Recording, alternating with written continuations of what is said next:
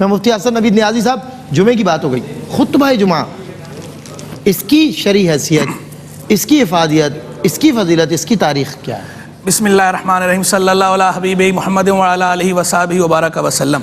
جمعے کا خطبہ جو ہے یہ شرط ہے جمعے کے انعقاد کے لیے۔ شرعی حیثیت کیا ہے، سٹیٹس کیا ہے کہ خطبہ جمعہ فرض ہے، کیونکہ پہلے بھی میں نے اس پہ ذکر کیا تھا کہ ایک ہوتی ہے شرط اور ایک ہوتا ہے رکن۔ رکن جو ہے وہ داخل شے ہوتا ہے اور شرط جو ہے وہ خارج شے ہوتی ہے، لیکن ہوتے دونوں ضروری ہیں، ہوتے دونوں فرض ہیں۔ فرض عام ہے، رکن اور شرط دونوں کو اپنے ذیل میں لیے ہوئے ہے۔ تو خطبہ جمعہ انعقاد جمعہ کے لیے فرض ہے، یعنی انعقاد جمعہ کے لیے شرط ہے، کیونکہ ظاہری بات ہے خطبہ جو ہے وہ جمعے کی نماز سے پہلے ہے، جمعے کی نماز کے اندر نہیں ہے، جمعے کی نماز سے پہلے ہے، اس سے پہلے اس لیے شرط ہے، لیکن ہے ضروری۔ انعقاد جمعہ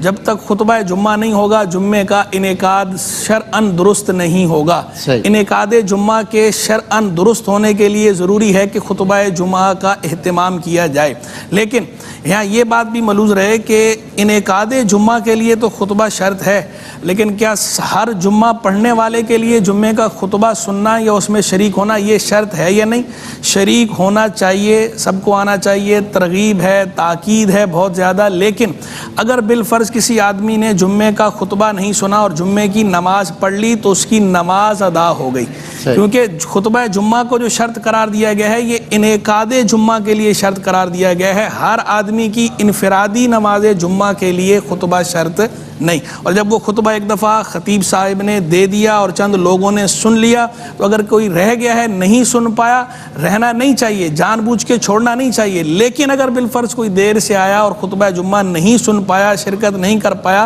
نماز میں شرکت کر لی ہے تو نماز ادا ہوئی یا نہیں؟ نماز ادا ہو گئی، کیونکہ شرط جو تھی وہ انعقاد جمعہ کے لیے تھی اور وہ پائی گئی۔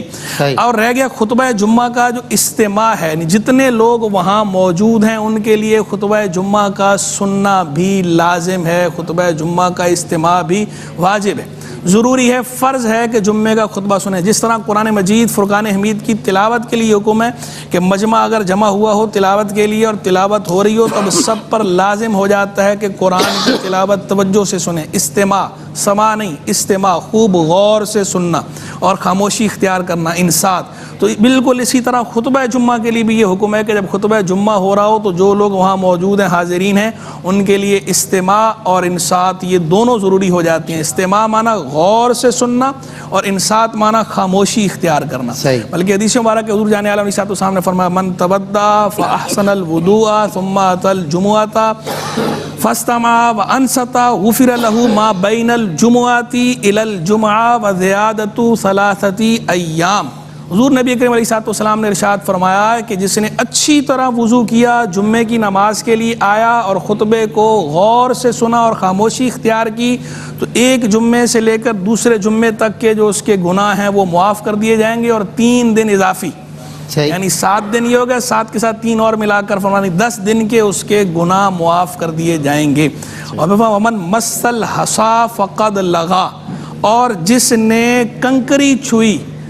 تو اس نے لغو کام کیا، یعنی نماز کے لیے آیا ہے، آرام سے بیٹھے خطبہ سنیں اور اس کے بعد نماز میں شرکت کرے، وہاں بیٹھ کے اگر کنکری چھو رہا ہے، کنکری سے کھیل رہا ہے، بعض لوگوں کو عادت ہوتی ہے کھیلنے کی، زمین پر انگلی سے ایسے کرتے رہیں گے، کوئی چیز رکھی ہے صف پر بیٹھے ہیں اس کا تنکا نکال کے ایسے کرتے رہیں گے، تو فرمایا جو کنکری چھوئے تو اس نے لغو کام کیا۔ خطبہ جمعہ کی یہ اہمیت ہے، تو لغو کام نہیں کرنا چاہیے۔ اور یہاں تک فرمایا کہ ایک ساتھ ایسی ہے جمعے کے دن کہ اس میں جو دعا مانگی قبول ہوتی ہے۔ مختلف اس کے بارے میں اقوال ہیں، ایک قول خود حدیث میں آیا ہے کہ وہ ساتھ کون سی ہے، یا ما بینا ان یجلس الامام الی ان تقضی الصلاۃ، کہ جب امام منبر پر بیٹھ جائے خطبے کے لیے اس وقت سے لے کر نماز مکمل ہونے تک، یہ بیچ کا پورا ٹینیور، یہ وہ ساتھ ہے کہ جو دعا مانگی جائے قبول ہوتی ہے۔ یہی وجہ ہے کہ 2 خطبوں کے مابین جب امام صاحب خاموشی اختیار کرتے ہیں تو اس کے اندر فقہا یہ فرماتے ہیں کہ دل ہی دل میں دعا مانگ لے، وہ قبولیت دعا کا وقت ہے، زبان سے لیکن نہیں مانگنی، کہ خطبے کے دوران چلنا ناجائز ہے،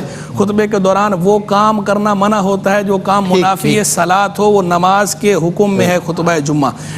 آداب کے معاملے میں، پروٹوکولز کے معاملے میں، تو پروٹوکول اس کا بھرپور فالو کرنا چاہیے. بالکل ٹھیک ہے، ماشاءاللہ بہت خوب. اور پروٹوکولز بھی آپ نے سمجھا دیے، فقہی طور پہ ہمیں آگاہی فراہم کی کہ ہمیں نماز جمعہ میں خطبے کی اہمیت بھی آپ نے بتا دی. بہرحال ایک اچھی بات آج علم میں آئی کہ اگر خطبہ اللہ نہ کرے کسی وجہ سے رہ گیا، جبکہ لازم ہے، لازم پہنچنا چاہیے،